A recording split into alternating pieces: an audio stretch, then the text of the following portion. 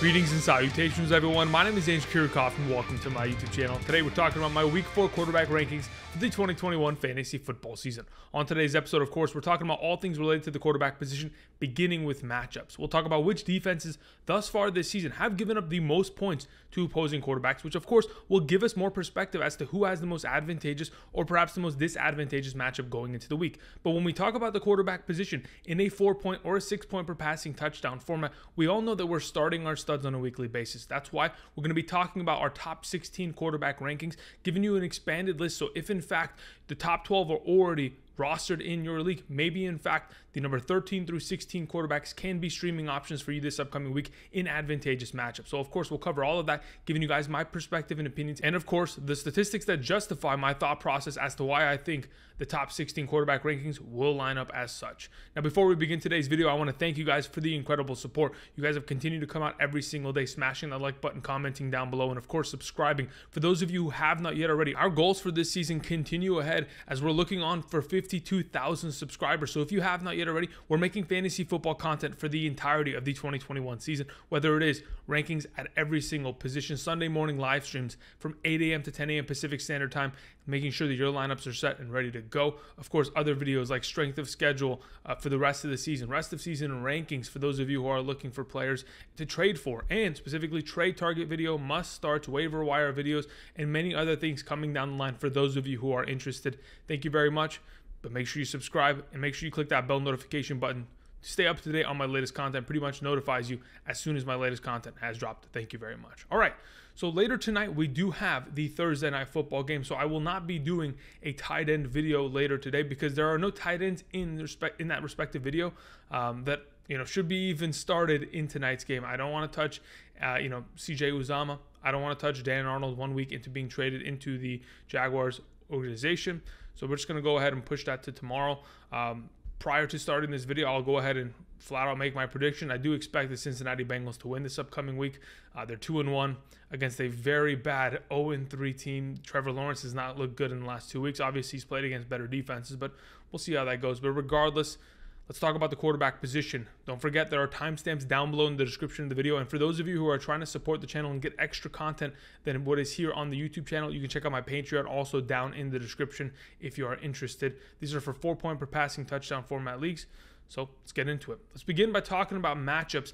As you can see to the left of me, this is statistics that I go ahead and present every single week. How many points defenses have allowed to opposing quarterbacks thus far this season in a 4-point per passing touchdown format. The Washington football team, Kansas City Chiefs, Tampa Bay Buccaneers, Atlanta Falcons, Green Bay Packers.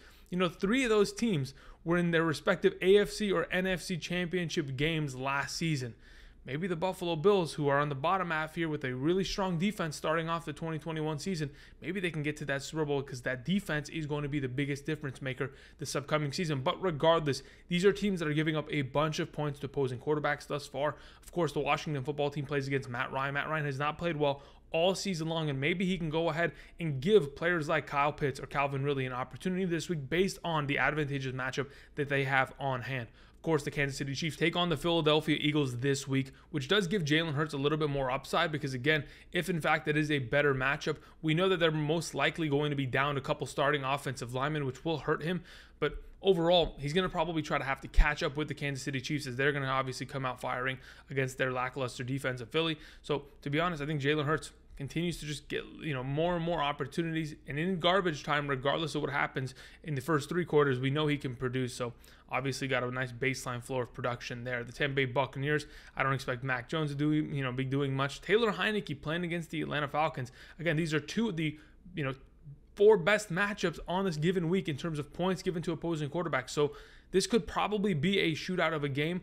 And I think that's probably going to be the case considering both these defenses have been underwhelming for this majority of the season. So I think Taylor Heinicke, not a bad option, as a guy that has been consistently scoring since taking the starting spot in week 1, with, of course, Ryan Fitzpatrick going down with an injury, has already proven, in my opinion, that he's probably going to be the starter rest of season for the Washington football team. But on the other side of the spectrum, in terms of some of the tougher matchups, Lamar Jackson plays against the Denver Broncos. That's not the easiest. Of course, we have Ryan Tannehill playing against the Jets. I'm not really worried about Tannehill not succeeding. I'm more thinking if his receivers are not available and Derrick Henry is just destroying that defense, maybe he gets to a point where Ryan Tannehill doesn't need to be utilized and doesn't need to throw for 3 passing touchdowns. The New Orleans Saints, of course, we don't want to really touch Daniel Jones with his receivers out. The Carolina Panthers, in my opinion, will eventually be exposed this upcoming week. Davis Mills, don't want to play him against the Buffalo Bills, but we know that. Either way, now that we've kind of given some context, giving you guys a little bit of a breakdown in terms of how many points respective defenses are giving, obviously, the middle of the pack is the middle of the pack of a reason. You know,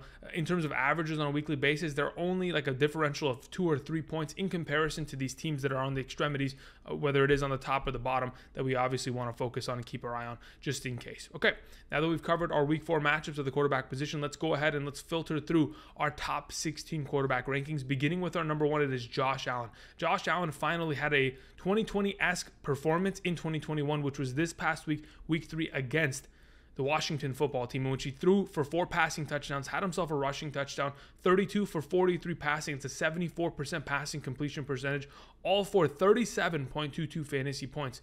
Finally, I mean, it only took 3 weeks for him to, at least show that, yes, he's still the Josh Allen of old, and that there isn't going to be that significant of a regression, that he can have these kind of performances.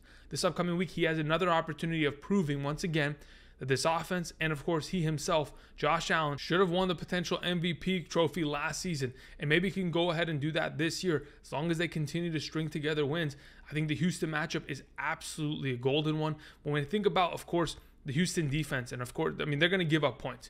They're not going to really be able to stop all of the weapons of this offense, whether it is on the ground or through the air. I think, of course, the consistent utilization of other members like Dawson Knox and now Emmanuel Sanders getting more looks in this offense, and of course, Gabriel Davis as like the 5th receiving option of this team, maybe even 6th after some of these running backs. They just have so many weapons at their disposal. It will ultimately help the underlying floor of Josh Allen. And on top of the fact that, of course, his offense has been humming just recently, of course, coming off a 35-0 victory against the Miami Dolphins and then pretty much blowing out the Washington football team. I think that the fact that their defense is playing well just opens up even more opportunity for them to get the ball back, better field positioning, and, of course, setting up Josh Allen for more success. Patrick Mahomes is our number 2. Now, I wouldn't have ever thought that, like I was mentioning earlier this week, a Patrick Mahomes-led team would start 1-2 in a given year. But they've lost back-to-back games, of course, against the Baltimore Ravens in Baltimore and at home last week to their division rival, the Chargers. Now, of course, Patrick Mahomes coming off a game in which he didn't have the greatest performance, 27 for 44 passing, only a 61% passing completion percentage. He still was able to get 3 passing touchdowns, 260 passing yards, and the sneaky statistic of 45 rushing yards, which pretty much accounted for another touchdown, which ultimately made up for the interceptions and turnovers that he had throughout the game.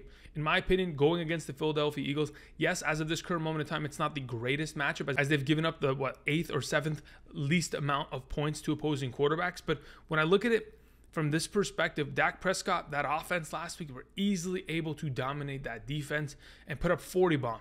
I know obviously there were some points from a pick 6, but it was just going to, extend to that point. And even if they wanted to, they could have put 50 on them. So I think that this Philadelphia defense has had an easier matchup in the first couple of weeks, whether it was Atlanta not scoring much, San Francisco not scoring much. But Dallas went ahead and exposed them, and I think Kansas City is going to expand upon it this week. I think, though, that we've seen, Tyreek Hill have a little bit of an absence in the past 2 weeks. I think he'll come back out again. And, of course, they'll connect for a couple big touchdowns this week, which will, of course, land Patrick Mahomes in this top 2 category. Moving on to our number 3 quarterback, we have Justin Herbert, another quarterback that had an incredible 2020 season and specifically his rookie year. And we were waiting for him to have his blow-up game that will finally kind of begin the avalanche of production from him in 2021. And luckily, it was this last week against Patrick Mahomes-led Kansas City Chiefs. Justin Herbert went completely off. 4 passing touchdowns, 343 passing yards, had a little bit of a sprinkle of 16 rushing yards, but ultimately was just a dominant force against that defense. This upcoming week, Monday Night Football, a very advantageous matchup against another division rival, the Las Vegas Raiders, the undefeated division rival at this point. This is going to be an exciting one. And when I think about what, of course, Justin Herbert was capable of producing against them last year. I know this defense is far more improved this year in terms of what Las Vegas has kind of put forth. But to be honest, in comparison to last year, this Chargers team looks completely different. This upcoming week, they'll have, of course, Keenan Allen, which last year in the 2 Vegas matchups, they didn't have. They'll have Austin Eckler, which, yeah, of course, was injured for the majority of last year. This offense is completely rebuilt. The offensive line looks incredible. And Justin Herbert, of course, producing as well as he did, is an expectation that will pretty much hold to the standard of what we should see every single week. We know that he's this kind of talent and that putting up 300 yards and 3 touchdowns should be pretty, uniform. Now, when he played against the Las Vegas Raiders last year, in the 2 games that he played against them, he had 300 plus passing yards in both contests. In one of them, 2 passing touchdowns, and the other 3 passing touchdowns. So, in my opinion, it'll be a shootout, and hopefully both these teams are scoring a lot. But I do expect, regardless of what the Raiders are going to do, for Justin Herbert to succeed. We have Tom Brady as our number 4. I mean, it's a revenge game. That's all it is. He goes back home to New England to see whether or not he can drop 50 points on Bill Belichick, because I think that is probably what we anticipate. I mean, the fact that Tom Brady has thrown the most passing attempts thus far this season in an offense that, of course, last year or in the last 3 seasons with Bruce Arians there, has thrown the ball about 630, 650 times a year. They're going to continue to air it out. They're not going to stop. And I know last week, 55 passing attempts for 432 yards. It's not the greatest, especially considering I think Tom Brady led the team in rushing last week. Hopefully those numbers are probably going to look like a little bit better, considering, in fact, the matchup, yes, against New England is a tougher one, but this is a defense and, a concept that Brady's pretty familiar with, considering he practiced against them for so long. So I think there's a very good chance in which Tom Brady goes up to New England, drops at least 40 points against this defense as a way of telling, of course, the New England Patriots organization, Robert Kraft, Bill Belichick, kind of telling them, hey, I love you guys, but, I'm beyond this now. I'm going for another championship, and I need to go ahead and just take a little bit of my frustration out on you guys. Either way, I think Tom Brady has himself a big week here against the New England Patriots. We move on to Kyler Murray. So Kyler Murray is a fantastic quarterback. And in weeks 1 and 2, of course, had pretty much proven, yeah, you know what? I'm a different kind of guy. I'm a different breed, and I'm going to score 30-plus points every single week in a 6-point per passing touchdown format. The guy was putting up nearly 40 points a week. Now, of course, playing against the Jacksonville Jaguars, we anticipated him to have a far greater week, but with 28 of 34 passing, an 82.35% passing completion percentage, he still was not able to throw a passing touchdown. In fact, had 316 passing yards, 1 interception, only 19 rushing yards, and 1 rushing touchdown. So ultimately, by the end of the week, 18.54 total fantasy points isn't going to cut it, especially for those of us who went ahead and invested in Kyler Murray and expect him to score at least 24 points a week in a standard format. Now, the reason in comparison to where I've had him in the past in the top 3 conversation every single week in terms of standing, the reason why I have him at number 5 is because, again, this Los Angeles Rams defense is no joke, and they're one of the best in the National Football League. Now, for majority of this game, I do expect Kyler Murray to have to kind of fight back from behind, as this team will probably be losing, as potent as that Los Angeles Rams, overall offense is. I mean, trust me, I know. I watch every single one of their games, and you can tell why. But as of this current moment in time, if DeAndre Hopkins is not at a full capacity, and we're going to be playing against the Rams defense, and your top receivers are going to be Christian Kirk, AJ Green, Rondale Moore, it's going to be a far less potential upside game for Kyler Murray in comparison to weeks past. Now, I do know that, like we talked about earlier with Tom Brady, just, one slot before, Tom Brady threw the ball 55 times this last week. So if, in fact, we get into a situation in which, of course, Kyler Murray has to throw the ball that many times, then, of course, the points are just going to continue to rack up. Hopefully, Hopkins is at full go this upcoming week, because though, Kyler Murray has struggled in the past against this Los Angeles Rams defense throughout his career, I mean, there have still been games in which even last year he threw for 3 passing touchdowns against them, was able to get a lot of work on the ground. He can certainly succeed against them. It's just a matter of whether his weapons that surround him are at full capacity.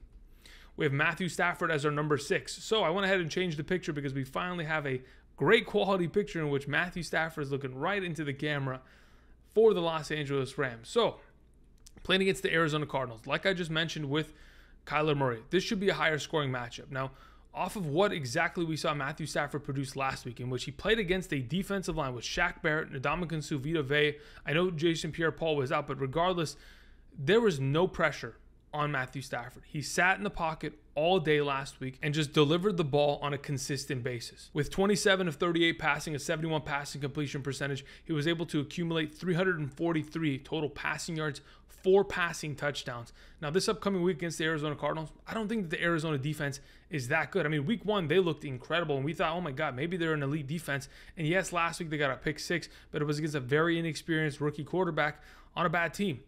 I think there's a very good chance that the Arizona Cardinals defense is not able to sustain the potential that, Cooper Kupp, Robert Woods, Tyler Higbee, Deshaun Jackson, whatever, Sean McVay's scheme that he has gone ahead and curated for this upcoming week.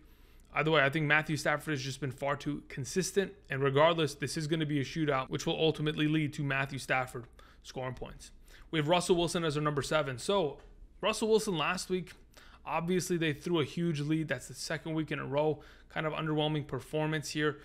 298 passing yards, a passing touchdown. That's not bad. But again, we need Tyler Lockett healthy. We need Chris Carson healthy. We need that offensive line protecting Russell Wilson at all costs, because if you're going ahead and playing against the San Francisco 49ers, that's typically how they go ahead and disrupt your quarterback play. They send a lot of pressure and they go ahead and try to, force you to make mistakes, go into 3rd and long situations and play their game.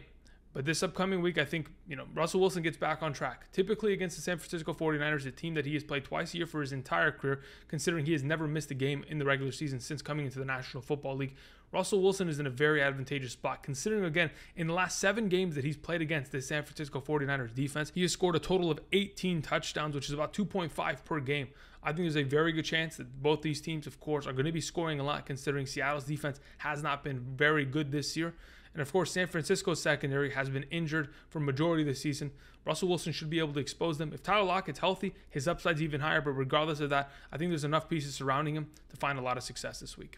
Dak Prescott's our number 8. Again, Dak Prescott is coming off of back-to-back weeks of an 80% passing completion percentage or better. This last week, 21 for 26 passing, 80.77 passing completion percentage, 238 passing yards, 3 passing touchdowns. Hasn't really used his legs this season because he hasn't had to. Of course, the pressure hasn't been that much. The offensive line has been playing well, and the running backs have been consistently just running over and running past defenders, and it has served Dak Prescott very well, especially in the play-action game, especially with Dalton Schultz this past week, of course, catching 2 passing touchdowns there. Either way, I think this upcoming week's matchup against the Carolina Panthers is an advantageous one, though it does say that they haven't given up many points to opposing quarterbacks. They haven't given up many yards on the ground through the air this season. It's mainly because they've played against the New York Jets, a broken New Orleans Saints team in week 2, and the Houston Texans. They have not played against a good offense this year, and I 100% believe the Dallas Cowboys pack a punch regardless of the matchup they have ahead of them. I know the Carolina Panthers offense is going to be a little bit shorthanded this week in terms of the fact that they don't have Christian McCaffrey, and that's certainly going to help specifically with Sam Darnold and his overall potential. And I know that secondary, them missing J.C. Horn for the rest of the season is going to be a big difference maker. So we're going to have to go ahead and see how they adapt. Either way, I think Dak Prescott is a great option this upcoming week, coming off of 3 passing touchdowns, which looked relatively easy for them to accomplish. We move on to Aaron Rodgers as our number 9. So Aaron Rodgers, again, coming off a great week, 261 passing yards, 2 passing touchdowns. But again, he hasn't really lifted to the level in which he was in 2020. The MVP Rodgers isn't here. And maybe it's just a little bit of a slow start, and we'll see couple performances throughout the season of that, but we're not going to really have the consistent 3+ touchdowns every single week, sometimes 4, sometimes 5. We're not going to have that throughout the 2021 season. This upcoming week, they take on the Pittsburgh Steelers, and I know the Steelers defense has not looked good this season. They've allowed 800 total passing yards thus far this season, which is amongst the most around the National Football League. But when I think about the potential of Aaron Rodgers against Pittsburgh, it mainly has to do with the fact that, the Green Bay defense isn't great either. I mean, they let Jimmy Garoppolo almost win that game in a game in which the San Francisco 49ers shouldn't have really even had a chance. It really should have been Green Bay all day, but the Green Bay defense, they're going to give up points. Pittsburgh Steelers, they're going to try to score as much as they possibly can, as consistently as they can. And though we'll probably see the Pittsburgh Steelers fall short, I think this is going to be a game in which Aaron Rodgers just slings the rock. Passing the ball is probably going to be the most effective manner of moving the ball against the Steelers, considering, of course, their run defense has been one of the best in the National Football League over the last couple of years.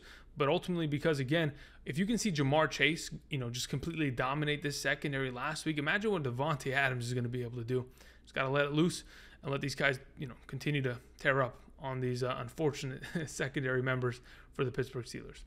We have Lamar Jackson as our number 10. It's the toughest matchup in the week. Playing against the Denver Broncos is extremely difficult, but then again, the Broncos have had a relatively easier strength of schedule amongst all defenses in the National Football League. Of course, playing against the Jets and the Jaguars in the last 2 weeks, it'll make you look really good, especially considering those quarterbacks are rookies and making a lot of mistakes.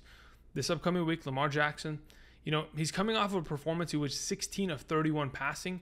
If Marquise Brown catches both of those open touchdowns, Lamar Jackson has himself over 300 passing yards, 3 passing touchdowns, 58 rushing yards in a great week.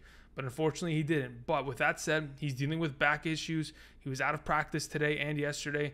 I don't know what kind of limitations that is going to put on him this upcoming week, especially considering the Denver Broncos are one of the better run-stopping defenses. I do think that Lamar Jackson, of course, just based on as long as he's in the game and healthy and can move, he's going to get himself that baseline of like 19 fantasy points with potential overall upside. The pieces around him just have to play a little bit better.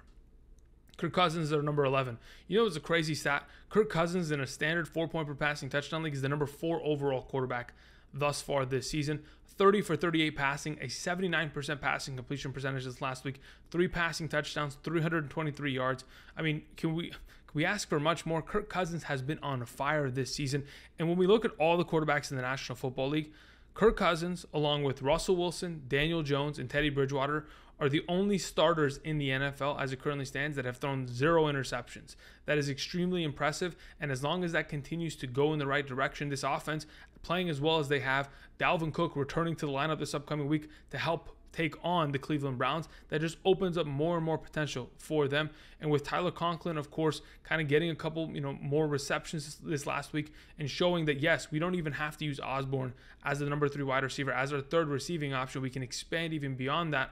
I think the offense just continues to evolve and give Kirk Cousins that, at this point in your league should be a starter, an even more solid baseline of production and overall ceiling.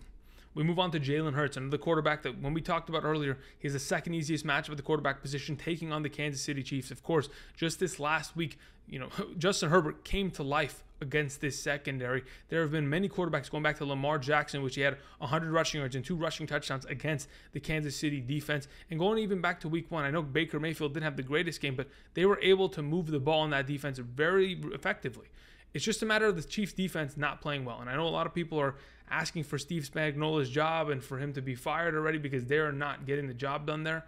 But I think Jalen Hurts, going into the matchup, it's just a matter of whether or not he can stay upright and whether or not this pass rush is going to get to him. I know Chris Jones is going to be a handful, but it's just a matter of as long as he can get yards on the ground, he will have garbage time opportunities, and he's going to be able to sling the rock and find his receivers open, whether it is in the first quarter or late in the fourth with 10 seconds left. It doesn't matter. He's got overall just solid production there and could very easily, in comparison to all these quarterbacks, because he has the ability to run for 100 yards like a Lamar Jackson and get those rushing touchdowns, he has the ability to be a top 5 player in any given week just off of a couple easy plays in which, defensive end doesn't keep contained and he's just off to the races. We move on to Joe Burrow. So the reason why I, of course, wanted to talk about quarterbacks today and before the Thursday night game is because I think Joe Burrow is arguably a good start this week. Again, you're playing against the Jacksonville Jaguars, giving up the 13th most points to opposing quarterbacks. Jacksonville against Tyrod Taylor. Tyrod Taylor had 291 passing yards and 2 passing touchdowns. Bridgewater had 328 passing yards, 2 passing touchdowns. I know Kyler Murray was relatively underwhelming this last week, but still had over 316 passing yards and, was an 80% plus passing completion percentage. So when I look at this defense and I think, all right, they just traded away a cornerback, they're probably going to be in a little bit of trouble, and it's a short week, and against an offense that, of course, Joe Burrow, whether it has been with Higgins, Chase, or Boyd, has found immediate success this season. I know the offensive line has not played well, but on the other side of the football, the Jacksonville Jaguars do not have much pressure up front. They do not sack the quarterback very often. So, I think both those things will potentially cancel each other out. And I think Joe Burrow is set up for a great overall performance here on Thursday Night Football. I mean, last week was 14 of 18 passing. Wasn't even asked to pass the ball very much. Hopefully, the Jacksonville Jaguars can bring some heat and some, overall offensive firepower to force Joe Burrow to even score that much more, making it an even more exciting Thursday night game. We have Derek Carr as number 14. Derek Carr, 3 consecutive weeks of 380 plus passing yards and 2 passing touchdowns. Now, I will go ahead and say 2 of those games have gone to a deep overtime stance, and when that happens, of course, the yards and the stats are going to pile up. With that said, you never know. Another Monday night game in which the Raiders are taking on the Los Angeles Chargers might go to overtime. Could be a very exciting one. I think the way that this Raiders offense has looked, whether it is on the ground or through the air, has been incredible this season offensively. Defensively, they have looked better. I mean, their cornerback play with Casey Hayward, of course, Max Crosby coming off the edge, their new, completely new linebacking core. I know Perriman coming in, KJ Wright coming in, that has made a huge difference overall. They drafted, was it Morig in the secondary? I know he went down with an injury. Hopefully he's healthy this week. But either way, the matter of Derek Carr, he's beginning to find himself more and more successful every week. Besides the fact that he is Darren Waller, who is pretty much a safety blanket, Hunter Renfrow is becoming a safety blanket. Of course, we're seeing guys like, whether it is Zay Jones in week 1 scoring a huge touchdown to win the game, or Henry Ruggs in week 2 against the Pittsburgh Steelers scoring a big touchdown to win the game. There are so many guys contributing to this team. It's just going to continue to lead to a success as they potentially try to lead and try to get to a 4-0 start. We'll see how that goes. Ryan Tannehill's our number 15. Great matchup. Incredible, specifically because, again, they play the Jets. Zach Wilson in the last 3 games has thrown 7 interceptions. Likely he will throw more. But the issue and the reason why I have Ryan Tannehill here is because he hasn't looked great this season. A.J. Brown and Julio Jones both dealing with hamstring injuries, quad injuries. And to be honest, if in fact these guys are not going to be at a full capacity and or play, it's going to be the Derrick Henry show. Because outside of Derrick Henry, we really haven't seen many signs of life from this offense. Last week, Ryan Tannehill, 3 passing touchdowns, but in the same breath, in the same vein, had 2 passing interceptions, was able to get himself 56 rushing yards, which is nice, but only 197 passing yards against Indianapolis's average secondary. That's a little concerning. Ryan Tannehill sits on this fringe as a number 15. The last option I wanted to mention is Taylor Heinicke. Taylor Heinicke is in a good spot. I mean, he's coming off of a week in which, on Thursday Night Football, 2 passing touchdowns against the New York Giants. This last week against a Buffalo Bills defense that is no joke. 3 total touchdowns, 2 through the air and 1 on the ground. Again, getting himself moving for 21 rushing yards is going to continue to build his overall base floor of productivity. He's looked great. It's the 4th easiest matchup against the Atlanta Falcons. I think this could be a very easy shootout. And with what is surrounded Taylor Heinicke, I think he'll absolutely find success, and that is why he is our number 16. Those are my top 16 quarterback rankings for week 4 of the 2021 fantasy football season. Thank you, everybody, for watching. Make sure you like the video, subscribe to the channel if you want more content, and do not forget, Sunday morning, 8 a.m. to 10 a.m. Pacific Standard Time, kickoff with Kirk. I'll be live streaming for those of you interested. Otherwise, tomorrow, we'll talk about tight ends. On Saturday, a couple must-start players, or whatever I decide to do. I don't know. The content is just kind of a coin flip as to what I feel passionate about on that given day. But either way, thank you for watching. And until next time, I'll see you guys. Peace.